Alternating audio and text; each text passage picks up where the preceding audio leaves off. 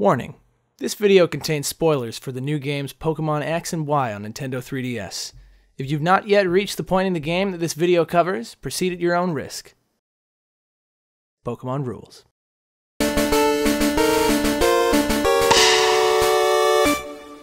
Hi everybody, welcome back to the Dex Vlogs. What's up? I'm PokeKills. I'm Alex. And this is our journey into Dendemil Town today on the vlog. The vlog, the XY vlogs. Right. So last time we left Route 16. We're gonna go back to Route 15 and go the other way this time, and then we're gonna land in Dendemil Town, which is my favorite town. Yeah, why? I don't know. It's like nice. It's very peaceful. I'm a really big fan of windmills. Okay. I love like the style of the town. It's very modern European. Yeah, it's pretty. It's a pretty town. I mean, there's not like a whole lot to do. There's no gym or anything like that, but that's like okay. I just like the vibe of the town. Yeah, it's not like pretty. not like gameplay reasons. The next town's my favorite town, but we'll get there. Mm-hmm. So basically, when you walk into Dendemil Town, you are met by Professor Sycamore and Dexio. Dexio. Who's missing his partner Sinnoh. He should be the mascot of the show. Oh my gosh, Dexio should be on the show because he's hilarious. We should he's get so him on. funny. We should call him. Call him on the Holocaster. See if we can get him in. What up, Dexio?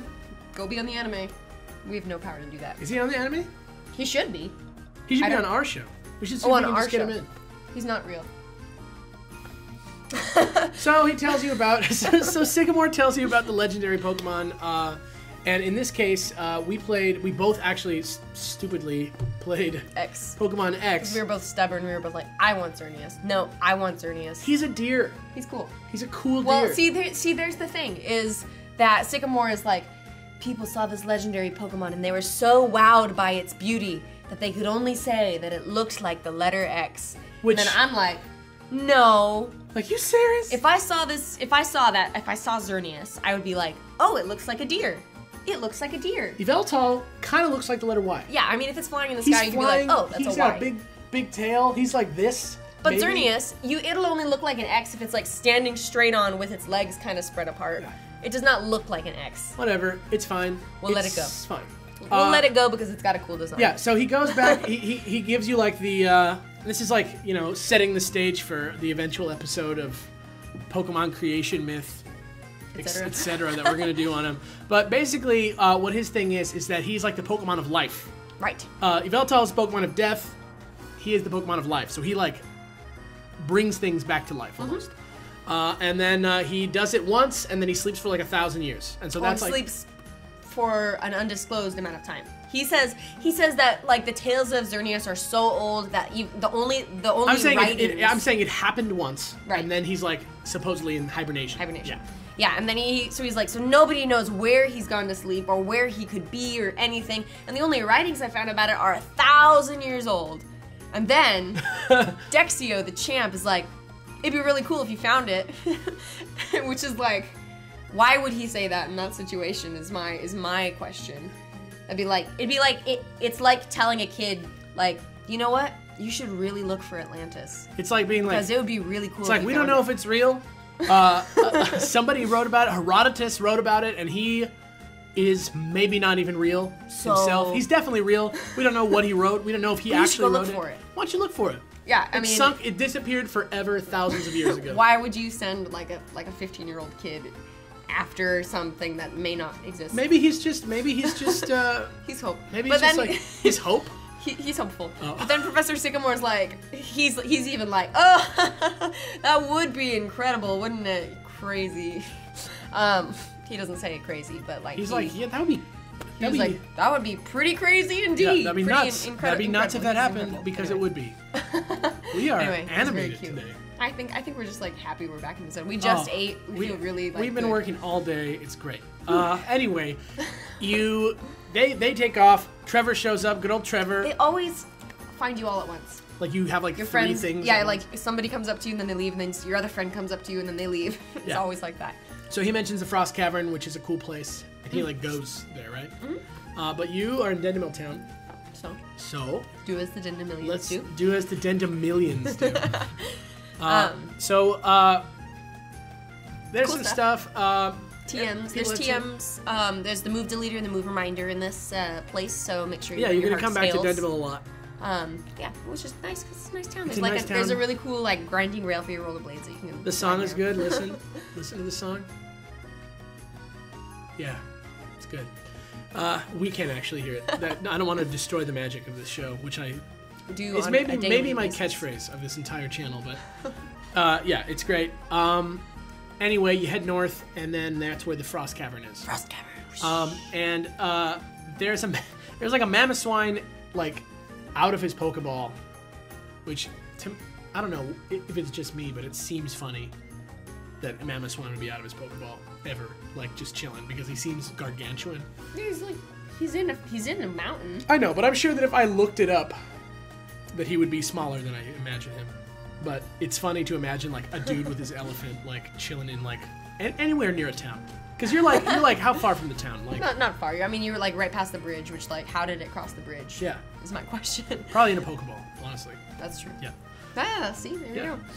you go. So the Mamoswine is upset, which is funny because he has no mouth to be seen or Right. anything. He just goes, He's like wearing a parka. What?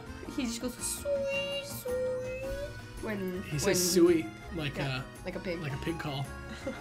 And so because Mamoswine's upset, it leads the trainer to believe that something weird is happening. going on And so inside. actually, it's kind of funny because he's like, "Are you a trainer? Can you please go check this out?" And then Trevor walks up and he's like, "Who are you?" like why are you telling me this? like why are you here? It's like, yeah, he's a trainer too. Like, do I just look better? Yeah. Anyway. So, then you go into the Frost Cavern, because Right. you want to go see what's wrong. And this is like a classic, like top-down puzzle situation. However, there's something I want to talk about here, and it's something that really frustrates me. And we've talked about it before in this vlog, and I think it finally came to a head when I was like, I mean, because I have like an outline right here that we're kind of like reading off bullet points and things like that. And while I was writing this, I was like, dang, everything is nerfed. It got to the point where I'm a little bit frustrated by it, because like when I was 12 years old and I was in the ice path in Pokemon Gold and Silver, Okay. that thing was hard to navigate. It's tough. It was tough to navigate, and I was like, oh my gosh, this is so hard. But I was 12 years old and I got through it and I did it, and it was hard, and I learned how to do puzzles because of it. And now these puzzles, they're not hard, and I don't think it's because I'm older. I mean, like the ice cave puzzles are nerfed in this cave because of the diagonal movement. You can just diagonally walk across every single one. Yeah, you want to know something? There was like an item that I couldn't get, and I couldn't figure out why I couldn't get it until I realized that it's the one place in the dungeon that you actually have to walk diagonal. Right.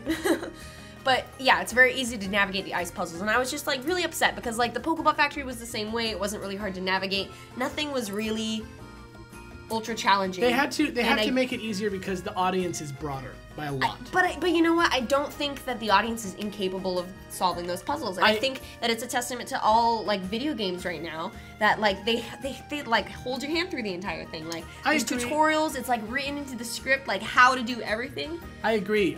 Just, I definitely agree. But there's a reason why, like in every medium, not just gaming, but like books, even music, movies, TV. There's a reason why the less challenging stuff, and I don't mean like hard, like an album can't be hard, but it can be intricate and challenging to your ear. Okay. In a way, you know, like something I get complicated. Animal Collective or something is like somewhat, you know. Go listen to Animal Collective. You'll be like, what? If you've never heard Animal Collective before and you have no idea what it is and you're only basing your perception of them off the name, then that's funny.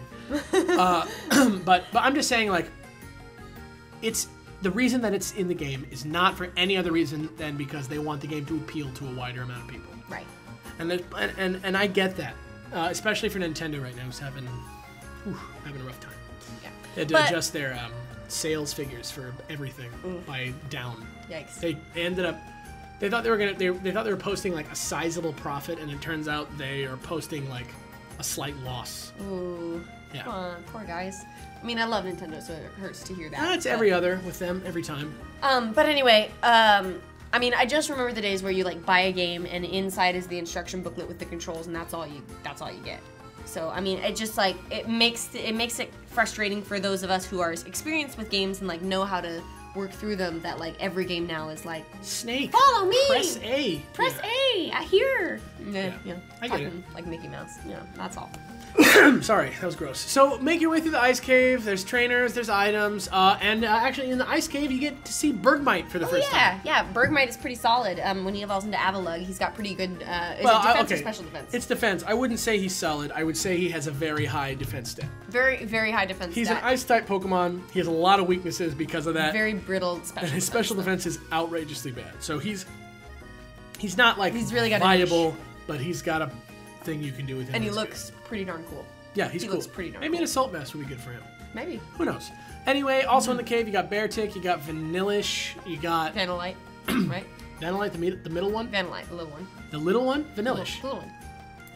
Vanillish, Vanillite, Vanillix. Vanillite, Vanillish, Vanillix. That's how it is. Believe me, I'm the right one here. All right, Jinx, and then Cryogonal. Is Carbink not in here? No, he's back. He was back in the Mirror Cave. Oh, that's right. There's the typical like, oh, this cave's starting to get annoying. I'll heal you. Yeah, but the girl that heals your Pokemon, there's like something that looks like a staircase, but it's actually a slide. And the first time I saw it, I was like, oh, cool, a staircase. I wonder where this leads. Slide. Oh, I'm at the beginning of the cave, and I had to re-navigate the whole thing. See, isn't which that wasn't challenging? hard. It wasn't hard at all, but it was just time consuming. But anyway, so heal your Pokemon, and then there's a couple more little areas, and then you get to the goal of the cave, which is you walk up and you see these 3 ladies cornering an Abomasnow. Surprise! It's Team Flare again. Surprise, Team Flare. And Abomasnow's like, He's literally not doing that. He's just standing there. He's like, Snow. yeah. And they're like, this Abomasnow is so powerful. It turns out that the more we agitate it, the harder its snowfall gets with its snow warning ability. What a powerful Pokemon. Let's catch it. Which I don't really see a problem with. I mean, they they were were agitating. They're agitating it. Yeah. But it's not like they were like kicking it or something, you know? Who knows what they were doing? He was just like, Yeah. But anyway, so I mean, maybe it's just me again, being my frustrated self. But like, do you really? I mean, like, why you gotta? I mean, Trevor comes up and he's like, we have to stop them, and you're like, what makes them different from any other trainer trying to catch a Pokemon? But I mean, granted, their team did steal the Pokeballs, but we still don't know exactly why. Right. You ask them, and it's like, we stole them so we could catch Pokemon, and then we're like, well, okay. So I mean, you shouldn't have stole. yeah, you shouldn't have stole, but like you are entitled to catch Pokemon if you want to. But like, still, we don't really know exactly what their deal is. But anyway, so let's just fight them and we get and get them so that they get out of here. So Do you think it was on purpose that their plan is vague? I think so because I think they wanted a big reveal. But I'll tell you what, they do achieve the big reveal. yes, they do achieve a big reveal, and that is really cool. But I feel like they maybe didn't make them seem like too much of a threat. Maybe it was on purpose. I think it's all on purpose. Maybe it's on purpose, but I didn't really feel like fighting them. I was like, well, they're just kind of like annoying weirdos. Like, Well, I don't need to fight them. I think they made them particularly annoying and obnoxious, so they wanted to be like, Excuse me. ugh. Instead of like having to be like, no, we gotta do this for like. Yeah, but like when I hours." see people like that, my first instinct is to be like, I'm just gonna ignore you. Like you're not part of. You're not. They part were of my shit. torturing an Abomasnow in a They cave were not in his torturing house. it. They said agitating. Do you agitate? What if I was agitating an animal? What if I agitated your dog? What if you caught me agitating your dog? Agitating it. What would you be doing? I don't know. He's standing there like, and I'm like, I can agitate him and it's great. I'd be like, get out of here. I'd be like, come here, Wallace, and he'd be like, and he'd crawl in my lap, and I'd be like, I love you. Okay, well this And is it's this fell apart. So you beat him. They leave the Abomasnow alone for some reason. Trevor's like, we did it, and then you get to spend some time alone with the Abomasnow. You find out that he's a man. Just No, kidding. he's not a man. You end up getting the Abomasite, which is the next Megastone. Yay! But the Abomasnow does not come with you. Yeah. I would have wanted to catch that one. Are there Snover? Snover? Is that Not what yet. I'm talking about? Not yet. No, what is it? Yes, it is Snover, Snover. but not yet. Okay.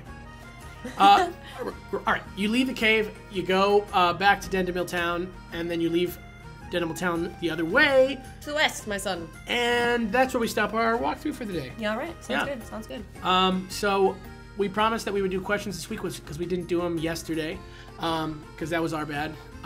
Because we were just, Tired. oh man, Sunday was a crazy day. We recorded it on Sunday. It went up yesterday. Bada bing, bang, boom. So you want to take the first one, or shall I? Sure. Well, our first question for today is from Liam Nucky Wookie. Nucky Wookie. Nucky Wookie. And he asks, which Elite Four generation is your favorite and why? And then P.S. he answered our question about the Master Ball. I would only use a Master Ball on traveling Pokemon. So like Entei, Raikou. Just to save yourself the trouble. Yeah, I mean it is kind of tedious. I sometimes. get it, but it's not hard to catch the Articuno or whatever yours was. Mine's Moltres. Yeah, it's not hard to catch him. I want the Articuno. I'll trade you. No. Moltres is the worst. Pokebank. No, he's not. Yes, he is. You're gonna get some. Out of the 3 birds, Moltres is the All right, worst. write in the comments. Which one's your favorite of the 3 birds? Zapdos is my favorite. Moltres is the worst. Articuno is the best. Zapdos is probably the worst. You're an idiot. He's really badly designed. No, you're bad. I just want He's to. Okay, so cool looking. Whatever. Write it in the comments. He looks cool on that one Pokemon. I card. played Nintendo 64, a rental version of Pokemon Stadium, and they named their Zapdos LL Cool J. And you named yours that later, right? I did. Yeah. Because it just was too funny. Yeah. Write it. What happened? I want to hear what you think the best one is. Sorry, Is it still recording? I'm gonna make sure. Sorry, our computer did something very odd. Yeah. So the Elite Four generation. Yeah. So my favorite's Gen 5 actually. Yeah. I love Grimsley. I also love. I think you love Elite Grimsley. Grimsley. I think you love Grimsley because of the Twitter. Well, I loved Grimsley originally because he looks like a Sableye a Yeah. little bit, and I was just like, I love Sableye. He kind of looks like a Sableye. I'm in a man form. And I just like him. And then there's a Twitter called Elite Grimsley who just like is too funny to me. And then I think I just like them. There was a drunk man outside, and he did like a mariachi sound. And then there's Caitlyn, who is actually from Gen 4's Battle Frontier, Right. which is neat. And so I think it's cool to see like people coming back from old generations. Chantal, the ghost girl, and then Marcus, the fighting guy, and he's like an MMA fighter. It's like very, very cool. And then of course, Iris being the champion in Black and White 2, I was like, yes! I think she's like great. She's like one of my favorite champions. I think she's great. A lot of people think she's annoying, but like, I like completely see her in a different way. I like think she's awesome, and I was like, oh my god, she's like a prodigy. She's the best. And then when she was in her dress, I was like, yeah, girl. So cool. And then maybe I just missed it, but I was legitimately surprised when I saw her as the Elite Four champion. Really? I was, because I still thought that she was maybe going to be a gym leader. Well, wait. What about Alder? Alder, not surprised at all, because like he like held her hand through the whole thing. Alder's. I thought it was going to be like Alder again, and then I was like, well, if it's not Alder, I wonder who it's going to be. And I didn't think Iris, because I thought she was still the gym leader. And so when I saw her at the Elite Four, I was like, yeah, you did it! And I don't know, I just like her. So that's my favorite Elite Four. I think that I like Gen 4 the most, and I think it's mostly because of Cynthia. She's pretty awesome. Cynthia's really cool. She's pretty awesome. And I really love her music. Her battle theme. Yeah, her battle theme is awesome. But I also really like Gen 1. I really like that whole situation. I love I miss Lorelei. I like Lorelei a lot. I like Lance a lot. I mean, who doesn't like Lance? I like Agatha. And I like Bruno. Bruno's cool. He's like Mega Brock. He's like Brock's Mega Evolution. Oh, that's hilarious. And I love... You know, I think I like Gen 1. I like Johto because then Koga got into the Elite Four. I think I like Gen 1. I think I'm Gramps. going to change my answer to Gen 1. I think I just really like Cynthia. Sure. And then also, I mean, what's the dragon chick from Gen 6? Oh, we can't say. I'm not gonna spoil it. But I like her a lot. She's very, very nice. She's wonderful. So yeah, I think I'm gonna switch to Gen 1.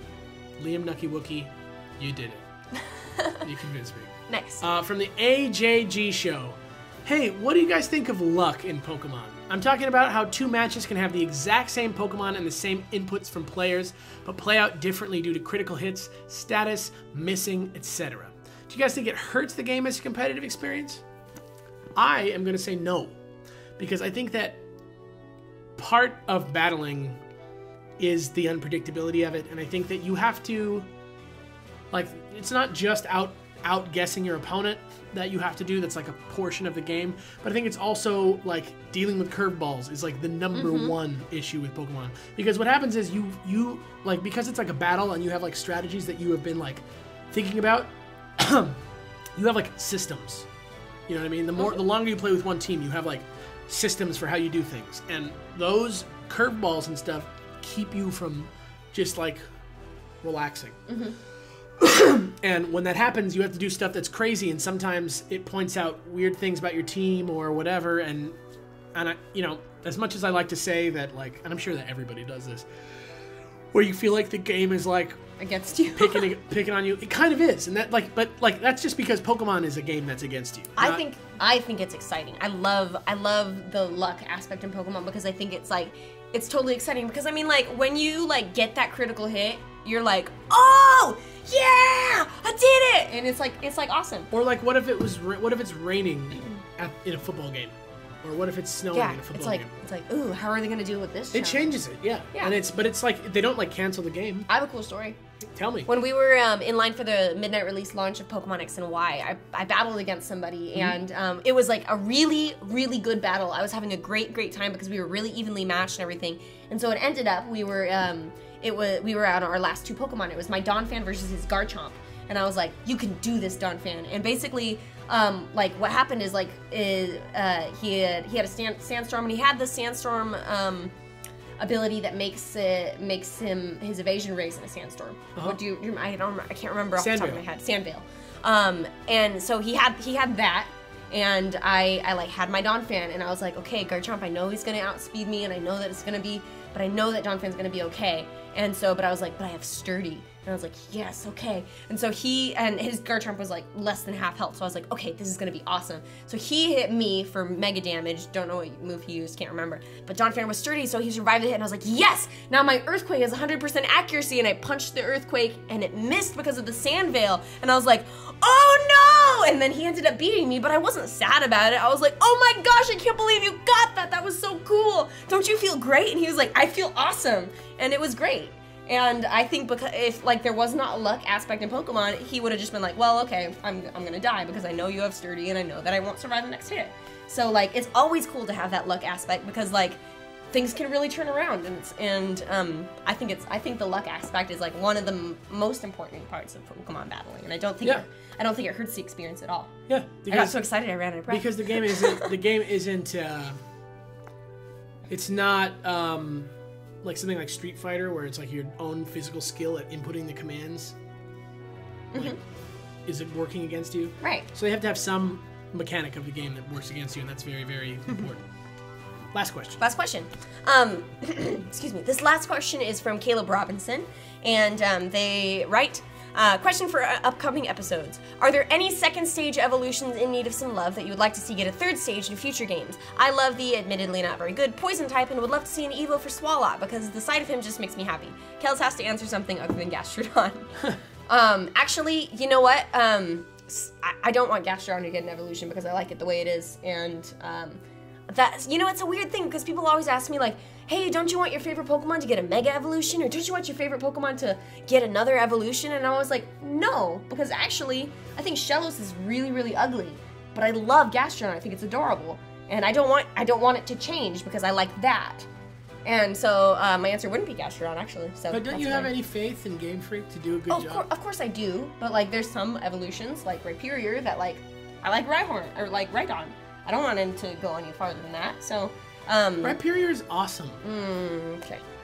So it's not Gastrodon. So who is it? It's not Gastrodon. So let's see here. Like a stage 2. Stage 1. A 2-stage Pokemon, or yeah, like a basic and a single stage that I think wants another one. I would love to see what they could do with a third stage for maybe Arbok. I mean, I don't know really where you could go from Snake to Cobra to Mega Cobra. I don't know. I think that rather than Arbok, I would like to see, coincidentally enough, like a Weezing evolution. A Weezing evolution? Coughing, wheezing, choking. Yeah. He's like he could be like, because like Magnemite, you know, it's like kind of like a poison version of Magnemite. Yeah, I guess so. Yeah. Yeah. Or I bet you there's gonna be like a Mega Weezing. I'd also like to see an evolution of what's his name? Poison Frog. Toxicroak? Toxicroak. Oh, I'd like to see a Mega of him, I think. Oh yeah. Yeah. I'll take that. I would, even though I love Donphan, I would take an evolution of Donphan because I think that it could be pretty cool. Like what about an evolution of a Selgor? Oh, or a Selgor or a Scavalier. Maybe. I mean, to be honest, I don't really love those guys all that much. I haven't used them. They're not really on my radar. So I don't know. Maybe something like this is a good question. It like brings up a lot of like. What about like Tyrogue? I'd like to see. I know this is not part of the question, but I'd like to see a baby evolution of Lapras. Baby Lapras? Yeah. Like so a cute. like a turtle, like a sea turtle. Well, we have sea turtles, but just like a little one that's just like. The water horse. Yeah, it'd be so cute. Or maybe like a. I'm trying to think of like a really solid one that I want to see an evolution for. Goldeen Seeking. Maybe an evolution of Seeking. Seeking evolution. He's pretty like final looking. I mean, I guess so, but like, Yeah. you could get some more flair. What about like an evolution of like, Or Sandslash. you know who needs one? Huh. Sudowoodo. Oh yeah, he does. I think he does. Sudowoodo. Bonsly is great. I love they added Bonsly. Or Bonsly. That's probably what his actual name is. Because it's a bonsai tree. But, man, he seems like a Sudowoodo. wasted thing. 'Cause he's Sudowoodo, really not, he could be cool. Yeah. like a big rock tree. Yeah. Cool. Or he could be like a petrified tree. 'Cause, Yeah. Yeah, that'd be really cool. Yeah. Petroforce. Great. Yeah. So good question. there you go. There you have it. Leave your questions for next time down below. And I guess we'll come back at you just outside of Dendemil Town on to Route 17 for next Yeah, we'll time. see you next week, dudes. Thanks so much for watching. We'll see you Bye. later. Bye.